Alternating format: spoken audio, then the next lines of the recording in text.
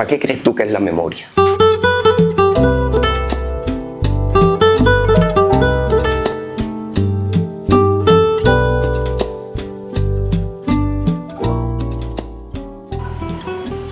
Yo tengo que remitirme a mi época de estudiante para poder decirte por qué estoy yo aquí, ¿sí? Y por qué estoy haciendo lo que hago. Yo terminé artes en Bogotá, en la Facultad de Artes de la Tadeo Lozano, ¿sí? Tuve la fortuna que me dieron clase unos maestros, Dios mío, que los aproveché toditos. Me dio clase Frida Sargent, que fue la esposa de Alejandro Obregón, ¿sí? ¿Qué pasaba? Uno con la nostalgia de estar uno en Bogotá. Ahora te estoy hablando de la Bogotá de los años 80. ¿Eh? En la Bogotá de los años 80 no había tanto costeño como ahora. Ahora en Bogotá ahí hay de todo el mundo. ¿Eh? Yo alcancé a ver avisos que escribían en los baños: haga patria, mate un costeño. Así era el grado primero que no había mucho costeño. ¿Eh? Bueno, y entonces mira, ese desarraigo de pronto uno y ese sentimentalismo pendejo, ¿sí? Porque el sentimiento sin conocimiento es ciego, ¿sí? Y entonces, ¿qué pasaba? Ella en clase de bodegones, en pintura, ella colocaba su bodegón y nosotros teníamos que pintar bodegón. ¿Sabe qué pasaba? Yo metía una múcura. Yo quería como que encontrarme con un elemento mío, de mi tierra, que me estuviera... Pero claro, la múcura no estaba ahí, era la múcura del sentimiento. Mira, y venía Frida y se me acercaba y me decía: Adriano, usted es de Lorica, ¿verdad? Y yo decía: sí, maestra, yo soy de Lorica. Mire, cerquita de su pueblo hay un pueblo que se llama San Sebastián y hacen esa múcura que usted está pintando ahí. ¿Usted conoce San Sebastián? Imagínate. Me tocaba decir que no. Yo no conocía San Sebastián. ¿Ya? Imagínate. Bueno, y seguían las clases. De pronto yo metía un sombrero volteado. Y ella llegaba: Adriano, usted es de Lorica. Mire, cerquita de su pueblo hay un resguardo indígena de San Andrés de Sotavento. Y ahí hacen ese sombrero que usted está pintando. ¿Usted conoce el resguardo indígena? Mira, no. Oye, y estamos aquí, que toda mi vida viví aquí. No conocía San Sebastián. No conocía nada. Y sin embargo, hablaba de cosas que no conocía. ¿Ya? Para mí fueron dos, esa piedra en el zapato. La otra piedra en el zapato era Manuel Zapata Olivella. Tuve esa fortuna de que él vivía a 2 casas de donde yo vivía. ¿Y qué pasaba? Manuel me pegaba unos regaños también porque él veía en mí esos vacíos. Me decía: oye, tú tienes un talento tremendo, pintas, haces todo, pero no tienes nada que decir. Es que el talento no basta. El que tú tengas una destreza para hacer lo que tú quieras no basta. Es que ¿qué vas a hacer tú con lo que sabes? ¿Qué tienes que decir? Tienes que tener un lenguaje, tienes que tener un propósito. Y Manuel me pegaba unos regaños bonitos, pero me regañaba cantando. Hay un bolero viejo que dice: pintor que pintaste angelitos en las catedrales, te olvidaste de pintar angelitos negros. Y pues donde yo fuera en Bogotá, iba por la Séptima y de pronto alguien me cantaba duro en la calle y yo miraba, era Manuel cantándome pero me cantaba ese pedacito del bolero. Y era un reclamo constante, pero bonito porque era cantado. Ya. Mira, ¿qué hice yo? Terminé académicamente y dejé mis maletas aquí en la casa y lo primero que hice, me metí en San Sebastián. ¿Y qué fui a hacer? A conocer. Más que a ellos, a conocerme a mí. Mi cultura. Mira, duró 1 año. Ellos me enseñaron a hacer la múcura que yo pintaba. Me enseñaron a hacer la múcura, me enseñaron a preparar la arcilla, almorzaba con ellos, cenaba con ellos, me venía al día siguiente tempranito, ya yo estaba ahí. Ahí duró 1 año con ellos. Pero íbamos a la ciénaga, mira, y me enseñaron todo. Mira, la arcilla se consigue aquí, esta no la meta. Y no solo eso, sino toda la problemática que uno empieza a encontrar en ese mundo del artesano allá a la orilla, la ciénaga. Que cuando venía el invierno ellos eran pescadores y cuando venía el verano ellos eran artesanos. O sea, después que hice, me fui a hablar con los indígenas del resguardo, y me fui sacando todas esas piedras. ¿Ya? Después me fui a hablar con artesanos de San Nicolás de Bari que también hacían, ¿sí? Y allá me tropecé con unos procesos totalmente diferentes que Manuel fue el que me aclaró. Manuel me dijo que como ahí hubo en la cerámica de San Nicolás de Bari, hubo presencia africana. Cosa que casi nadie ha hablado. Siempre se hablan del proceso cerámico, pero desde lo indígena. Pero nunca han hablado del aporte africano en la cerámica nuestra. Y ahí se dio en San Nicolás de Bari. Bueno, ¿qué pasó? Bueno, eso fue mi producto de mi tesis. Entonces yo después me puse Ahora, ¿por qué me demoré tanto para regresar? Porque yo decidí estudiar arte. Mi papá no me ayudó nunca más, ¿ya? Entonces me tocó parar un tiempo, vender unas pinturas, recoger una platica, ¿ya? Ya yo tenía todo mi trabajo hecho, pero yo decía, no, esto en fotografías o escrito, esto va a ser muy lento, el proceso no se va a ver. Y entonces yo, no, me tengo que comprar un equipo de video. Y otra vez a filmar todos los procesos. Y no sé, yo regresé a la universidad con un cassette, un video. Y mira, claro, me tocó, la plata se me estaba acabando, a mí hasta los pasajes, todo me tocó comprarlo. A mí no me dieron un peso más. Bueno, y a corretear a los maestros para que vieran mi trabajo de tesis. ¿Y eso para qué fue? Yo digo, este pendejo se pierde 2 años y viene con un cassette. ¿Ya? Mientras que todos los demás compañeros presentaban tesis sobre escultura, y allá habían unos salones especiales y hacían sus exposiciones, llenaban esos salones de escultura, llenaban esos salones de pintura, dibujos, ¿ya? Y yo llevo un cassette. Y yo rogando, hombre, pero miren, vea, aquí está mi tesis, aquí está mi trabajo. Y así fue. Como a los 15 días que ya no tenía ya casi plata, un maestro que me dio escultura fue el que lo vio. ¿Ya?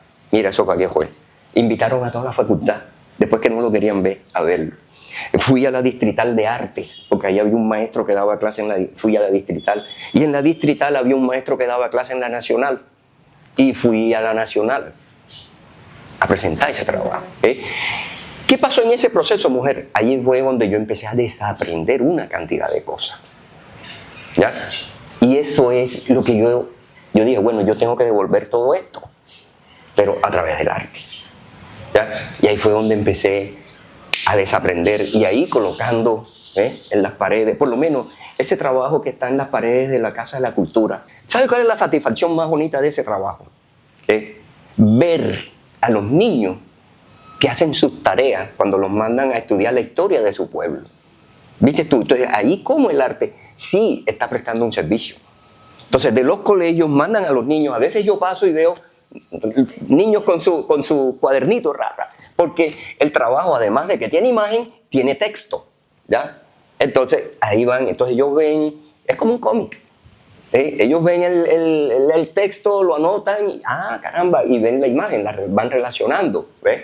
Y ahí está la historia, claro, ahí está la historia como hasta el año 94, creo. Viste, en ese sentido, pero ¿qué fue lo que yo fui haciendo? Precisamente eso. Toda esa cantidad de cosas que en ese proceso fui desaprendiendo, ¿ya? Entonces, lo fui poniendo. Por eso, mi trabajo, más que de pronto entrar en el recuerdo, es más a la reflexión. ¿Por qué? Porque si nosotros miramos todos esos trabajos, vemos que tuvimos un pasado muy rico en todos los aspectos, cultural, social, económico, mucho más que el de Montería. Pero ahí hay un trabajo del 2006, que es el que está acá en el Malecón, en el Banco Agrario, en la pared del Banco Agrario. Ahí aparece el doctor Fernando Díaz Díaz, ¿ya? Y son pocas personas, no importa, la información está ahí, está puesta, ¿ya? Yo no tengo que estar detrás con una bocina y decir, hey, miren esto, o no, ahí está la información. El doctor Fernando Díaz tiene una carpeta, así, y en la carpeta hay un texto que dice, el progreso se venga de Lorica. Mira, yo siempre, cuando hago mis trabajos y hago todas estas cosas, yo siempre pongo de manifiesto. ¿Sabes qué pongo? La memoria. Tú hablaste ahora de eso, ¿sí? De que no tenemos eso. Pero, ¿qué pasa? Yo hago esta pregunta. ¿Para qué crees tú que es la memoria? Yo no creo que la memoria es para recordar. La memoria no es para recordar. ¿Cuál es el verdadero ejercicio que uno debe hacer con la memoria? ¿Sabe para qué sirve la memoria? Saber qué hacemos con lo que recordamos. Okay. Ese es el verdadero ejercicio de la memoria, saber qué hacer con lo que se recuerda. Y te voy a poner un ejemplo. 100 años de soledad. ¿Lo leíste? Si no lo leíste, vete a una sola página. Cuando llega La peste del insomnio a Macondo. Para mí, yo la he leído como 5 veces y cada vez que la leo encuentro cosas nuevas, ¿ya? Pero a mí siempre me cuestionó eso de La peste del insomnio. Y mira, yo no sé si García Márquez, su intención fue hablar de la memoria, no creo, ¿ya? Pero yo empecé a analizar ese pasaje de La peste del insomnio, ¿eh? Y mira tú, ¿qué fue pasando? Que a la gente se le fue olvidando el nombre de las cosas, ¿ya? ¿Y qué hacían ellos?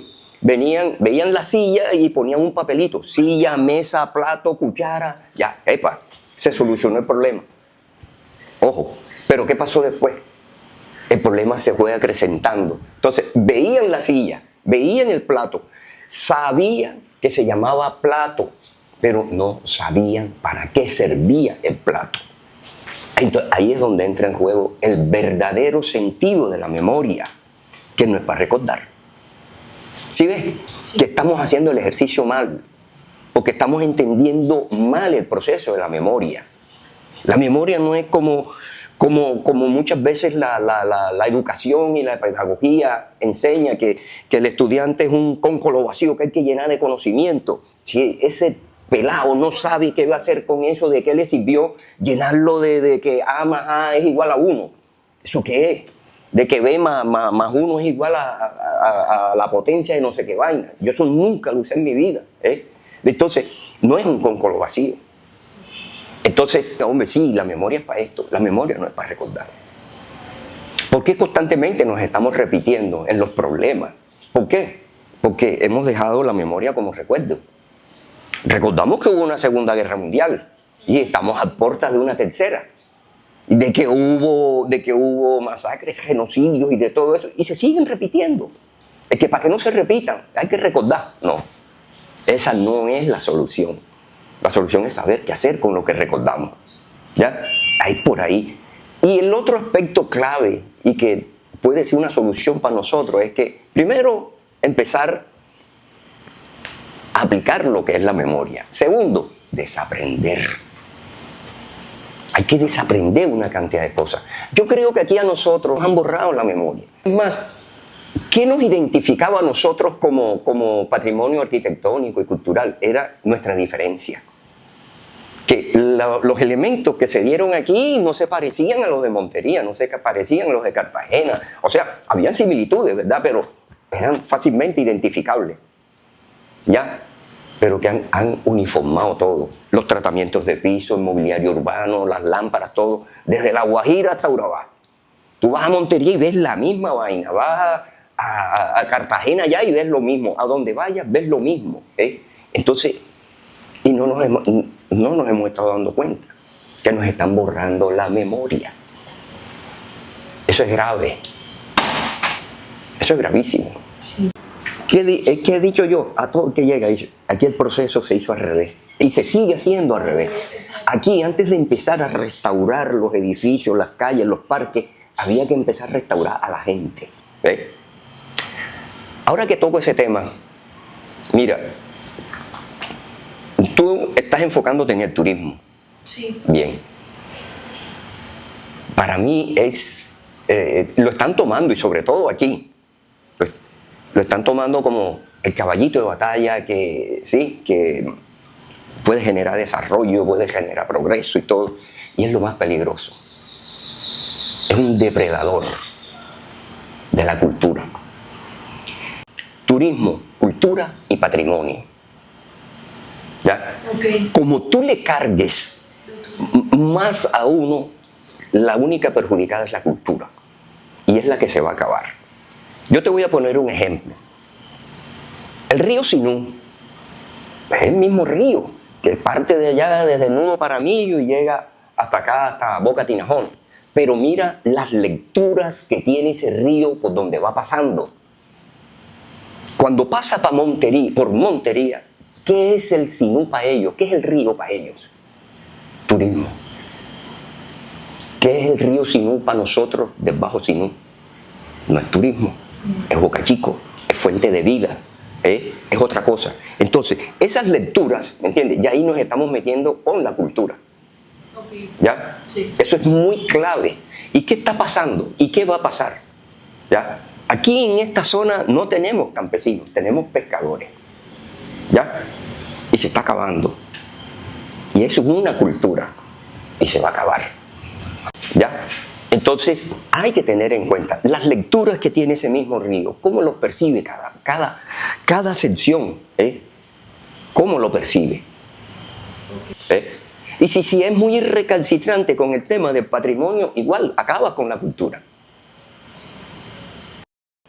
Una persona que mira el patrimonio desde la cultura, lo mira de otra manera, ¿ya? ¿Ve? Entonces, no es la balustrada, es la carga histórica que tiene ese espacio, es la carga histórica que tiene ese edificio, no es el edificio. Entonces, ¿qué empiezan a hacer? No, la asepsia de la ciudad. Y empiezan a limpiarlo, ¿no? Uy, no, este tipo aquí afea el espacio y van sacando a la gente. Y cuando viene, están acabando con la cultura.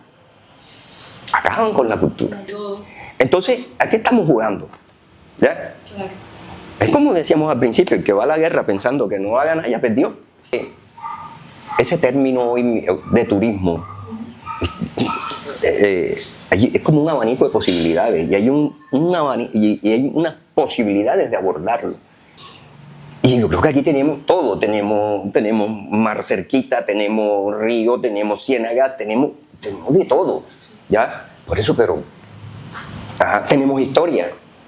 Una cantidad de conceptos culturales que nosotros manejamos y de identidades, personajes que en la calle pueden hablar, pero se necesita, ¿me entiendes?, hilvanar todo eso. Entonces tú te puedes imaginar que viene acá, a veces vienen turistas que conocen de David y no ven a David en Lorica, no ven a Manuel en Lorica, no ven a Delia en Lorica.